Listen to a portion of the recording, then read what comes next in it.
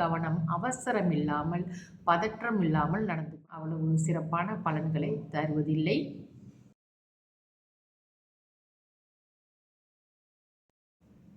நாம் செய்யும் பூஜைகள் நம்மளுடைய மனோபலத்தை அதிகரிக்கும், கடவுளுடைய அனுகிரகமும் நமக்கு அதிகரிக்கும் என்பதை நாம் உறுதியுடன் நம்ப வேண்டும். தொடர்ந்து நம்மளுடைய பஞ்சாங்கம் பார்ப்போம். இன்றைய தேதி 26ஆம் தேதி 2ஆம் மாதம் 2026 வியாழக்கிழமை, தமிழ் மாதம் மாசி. இன்றைய சூரிய உதயம் 7:28க்கு, சூரிய அஸ்தமனம் 7:23க்கு. இன்றைய தேதி வளர்பிறை தசமி முடியும் நேரம் ஆங்கில தேதியின் முறைப்படி 27ஆம் தேதி அதிகாலை 3:04க்கு முடிவடைந்து ஏகாதசி ஆரம்பமாகும். இன்றைய நட்சத்திரம் மிருகசீரிஷம் நட்சத்திரம் இன்று மதியம் 2:41க்கு முடிவடைந்து திருவாதிரை ஆரம்பமாகும். இன்றைய யோகம் மரண யோகம். நல்ல நேரம் காலை 11:56 1:25 வரை, மாலை வேளையில் 5:54 7:23 வரை. ராகு கால நேரம் மதியம் 2:55 4:24 வரை. யமகண்ட நேரம் காலை 7:27 8:57 வரை. கூலிகன் காலை 10:26 11:56 வரை. சந்திராஸ்தம ராசி இன்று துலாம் ராசி அன்பர்களுக்கு சந்திராஸ்தமம் இன்று அதிகாலை 3:24க்கு முடிவடைந்து அதே வேளையில் விருச்சக ராசி அன்பர்களுக்கு சந்திராஸ்தமம் ஆரம்பமாகும்.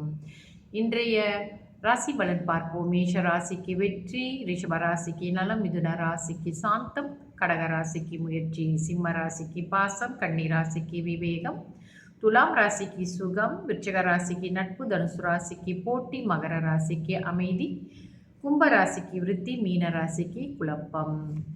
தொடர்ந்து நம்ம சனி பெயர்ச்சி பார்த்துட்டு வரோம் இல்லையா? அந்த வகையிலே இன்று விருச்சக ராசி அன்பர்களுக்கு சனி பகவான் 5ஆம் இடத்தில் இடம்பெறுகிறார்.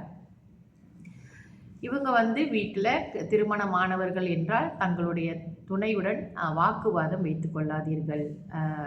எதுவாக இருந்தாலும் நிதானமாக பேசி முடிவெடுக்க வேண்டும். இல்லை என்றால் அது ஒரு பெரிய பகையை உருவாக்கிவிடும் கணவன் மனைவிக்குள்ளேயே. மற்றபடி தகுந்த முடிவெடுப்பது அவர்களுக்கு கொஞ்சம் முடியாத, அதாவது மனநிலை சரியாக இருந்தால்தானே நம்ம ஒரு நல்ல முடிவு எந்த நேரத்தில் என்ன முடிவு எடுக்கிறது நம்மளுக்கு ஒரு தெளிவு இருக்கும். அதனால் கொஞ்சம் மனத்தடுமாற்றம் இருக்கும் இவர்களுக்கு. ஏதாவது ஒரு விபத்து வரக்கூடிய வாய்ப்புகளும் இந்த 2.5 வருட காலத்தில் இருக்கிறதுனாலே எல்லாத்துலேயுமே கவனம், அவசரம் இல்லாமல், பதற்றம் இல்லாமல் நடந்து கொள்ள வேண்டும். இவங்களுக்கு கையில் இருக்கிற பணம் கரையும், அதாவது எதிர்பாராத செலவுகள் சேரும் இவர்களுக்கு. 5லே சனி பகவான் இடம்பெறுவதனால இந்த கோச்சார ரீதியாக நீங்கள் நிறைய வழிபாடு செய்யுங்கள்.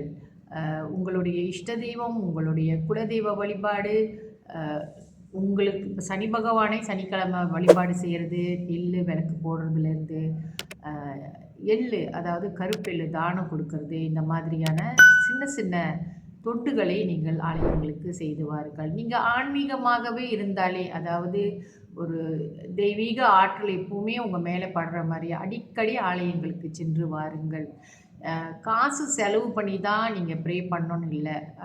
பண வசதி உள்ளவங்க நீங்கள் சனி பெயர்ச்சி இதெல்லாம் ஆலயங்களில் நடக்கும், அதிலெல்லாம் நீங்கள் கலந்துக்கலாம். பணம் இல்லாதவர்கள் என்ன செய்வது? இந்த 5ஆம் இடத்துல இவங்களுக்கு பணம், கையில் இருக்கக்கூடிய பணம் கரையக்கூடிய காலகட்டம் இந்த 2.5 வருட காலம். அதனால் செலவெல்லாம் ரொம்ப கவனித்து தான் பார்க்கணும். எல்லா வகையிலுமே இந்த 5ல் சனி பகவான் அவ்வளவு சிறப்பான பலன்களை தருவதில்லை. ஆனாலும் நம்மளுடைய ஆற்றலும் அறிவும் நம்ம பயன்படுத்தி நம்ம வாழ்க்கையை நடந்து செல்ல வேண்டும். அவசர முடிவு எடுக்கக்கூடாது. ஒரு தியானம் செய்யுங்க, இறை வழிபாடு நிறைய செஞ்சுட்டு வாங்க, அடிக்கடி ஆலயங்களுக்கு சென்று வாருங்கள்.